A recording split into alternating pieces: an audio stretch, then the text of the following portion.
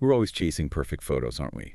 Every new phone, every camera, it's all about higher resolution, better colors, just, well, perfection. Yeah, it's a constant upgrade cycle for digital fidelity. But what if? What if there's something else happening? A kind of pushback, an embrace of imperfection. Interesting. That's what we're digging into today. We're doing a deep dive on a really fascinating little device. Yeah. The Camp Snap camera. And it lands in a very interesting spot in the camera world because, let's face it, smartphones have completely taken over casual photography, just swallowed it whole. Totally. Which left this huge void, really, the big camera companies. They moved on, focusing on the high-end professional stuff. Exactly. So our mission today, explore this Camp Snap screen-free digital camera. It's built, apparently, to give you that sort of grainy, disposable camera look, but digitally. Right. We'll look at the whole concept, the features, which are pretty basic, the image quality, and why it's making waves now when we all have these amazing cameras in our pockets already. Okay, so let's unpack that context a bit more. Before smartphones really blew up, you could get decent little pocket cameras for, maybe around $100. Oh, yeah, they were everywhere. Point and shoots. But phones just got so good so fast. Our sources confirm, pocket digital cameras basically vanished. They just couldn't keep up, convenience-wise or even quality-wise eventually. Right. And what's really telling is how the big names, Canon, Nikon, Sony, they essentially walked away from that low-cost, simple camera market. Yeah, they pivoted hard. Completely. They went all in on expensive mirrorless cameras, with the interchangeable lenses or these high-end compacts for vloggers and pros. Like, wasn't there that Fujifilm example, the X-Half? Exactly. That's a perfect example mentioned in the material, a $900 compact camera. Wow. So it begs the question, if you just want a simple, cheap camera, where do you even look now? And that's precisely the space that Camp Snap seems to be stepping into. Yeah. It's offering this budget-friendly choice when your other options are basically a pricey phone or a really expensive proper camera. It fills a very specific niche that opened up. Okay, so here's where it gets really, really interesting for me. The whole idea is simple one-button operation. That's the pitch. And the kicker, no rear LCD. It's meant for distraction-free photography. It feels almost, anti-tech. Well, connecting that to the bigger picture, that screen-free thing is absolutely central. It's marketed as perfect for kids at, say, a screen-free summer camp. Ah, okay. That makes sense, where a phone wouldn't be allowed. Exactly. And it's tiny. The specs say about 2.5 by 4.5 by 1.0 inches and just 3.4 ounces. So yeah, perfectly pocketable. Seems fair. Okay, so it's simple, it's screen-free, it's small. What about the practical stuff? How does it work day to day? Pretty standard, actually. It charges via USB-C, which is good. Transfers photos that way, too. Convenient. And it comes with a memory card already inside. Apparently, it holds about 2,000 photos. Wow, that's a lot. You don't have to worry about filling it up too quickly. Not really. And for, maybe beach trips or whatever, there's an optional waterproof case available. Gotcha.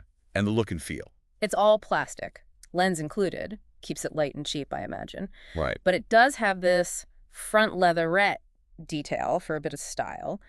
And it comes in quite a few colors now, not just the original yellow. Things like Arctic white, flamingo pink, stealth black.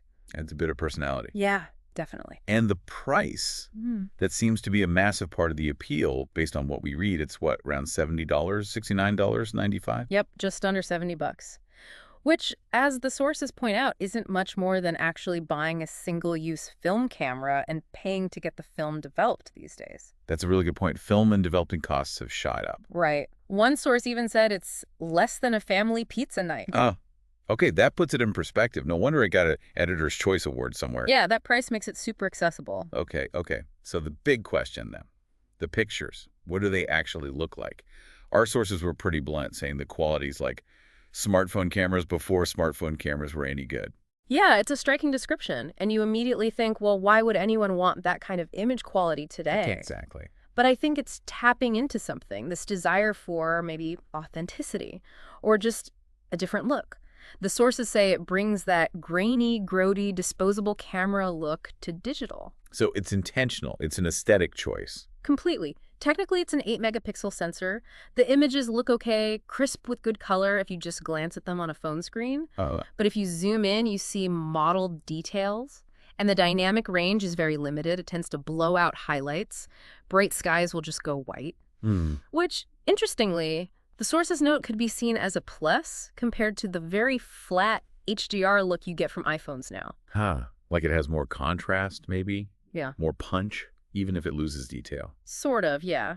But the sharpening is also apparently a little aggressive, makes things a little too crisp and noisy, and they're clear.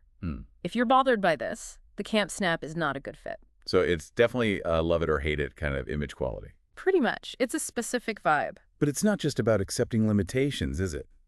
There's a creative angle, too. We saw mentions that digital artists might really like the aesthetic. Yeah, that's an interesting wrinkle. And that they can even experiment creating and loading their own color profiles so you can tweak that lo-fi look. Apparently so. That adds a layer of control, which is cool. It's not just a fixed basic camera if you want to dig deeper. Still, there are trade-offs, right? Yeah. Beyond just the grody look. Oh, for sure. The sources mention potential shutter lag. Ah, so you might miss the moment, especially for candids. Could happen, yeah. And the flash is an LED, not a xenon flash like old cameras. What's the difference there? Well, an LED flash doesn't really freeze motion in the same way. A xenon flash gives that super sharp stop-action look in the dark. The LED might result in slightly more blur if things are moving. Okay, got it. So yeah, the sources are probably right when they say snobby photos will hate it. Definitely reinforces who this isn't for. It's not about technical perfection. It's about fun, simplicity, and that specific look. Right. So let's wrap this up. We've looked at the Camp Snap, this simple, pretty affordable digital camera that's deliberately imperfect, almost like a digital disposable. Yeah, it carves out its own little space, completely separate from high-tech smartphones. It offers that unique aesthetic and, crucially, that distraction-free, screen-free experience. It's kind of fascinating. And connecting it back, it's more than just a camera, isn't it? It's almost like a little statement. It prioritizes fun, keeping things simple, a certain artistic choice over just raw specs and perfect pixels. Yeah, maybe less is more sometimes, especially for just capturing life without thinking too much. Exactly. So here's something to maybe leave you thinking about. In this world where everything's getting smarter, faster, aiming for, perfect results, what does the appeal of something like the Camp Snap actually tell us? Does it say something about how we feel about technology now? Maybe we're rediscovering a value in the imperfect, the spontaneous. Maybe even just putting the phone away and having a screen-free memory. That's a great question. Something to definitely mull over.